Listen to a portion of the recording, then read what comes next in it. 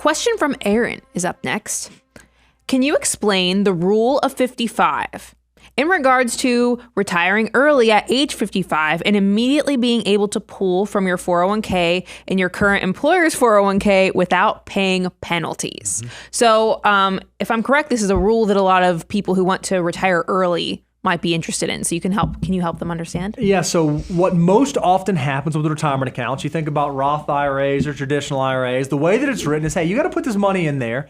And if you want to start drawing it out without paying penalties, or in the Roth case, without taxes and penalties, you have to wait until age 59 and a half. So most people think, oh, well, geez, I guess that means that I have to wait until I turn 60 to be able to retire. Well, what a lot of people don't recognize is there is a small little provision that if you are someone who's planning on leaving the workforce early, if you are someone who wants to retire before 60, there might be an option available to you that I would say is a little known option amongst most people. Yeah, be careful before you roll assets out of your employer plans into those IRAs, because if you do keep the assets at the employer, you have separation of service, you can actually get access to the money at 55 years of age and beyond without penalty. Now, you still go pay income taxes on it. You have to be employed on your 55th birthday in order to do that. So 401ks, 403bs, pay attention to that. That is something that's why whenever you do any type of rollover transaction, this needs to go into your decision matrix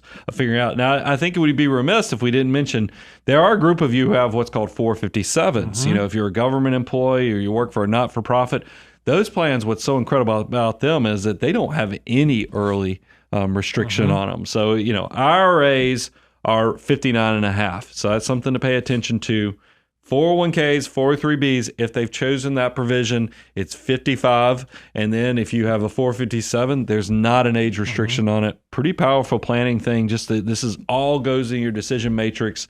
And this is why one of those things I tell you, you can try to keep your financial life as simple as possible, but it's still going to get somewhat complicated just because all the decisions show up at once. If you are at that point of retirement and you're trying to figure out, how do I do this right? How do I not screw it up? How do I not have blind spots? I've only had one retirement. I'd like to have somebody who's had hundreds of retirements to help me through with this.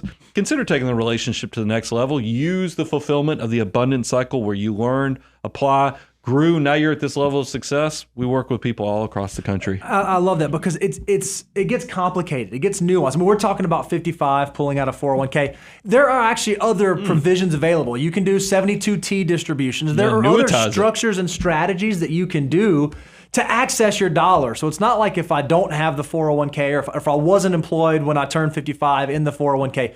There are strategies that you can employ to be able to do that. Now, one of our favorite is following the financial order of operations, getting to, I'm out of order. And getting to step 7, hyperaccumulation, and building up that after-tax bucket so that you have your bridge money that can bridge you to age 55 or even from 55 to 59 and a half. But you hit the nail on the head. It's complicated. It can be nuanced, and you want to make sure you make those decisions well. So if you're someone who's in that situation, want to get a second set of eyes, think about reaching out to a professional. We'd be happy to talk with you to talk about, does that make sense for me?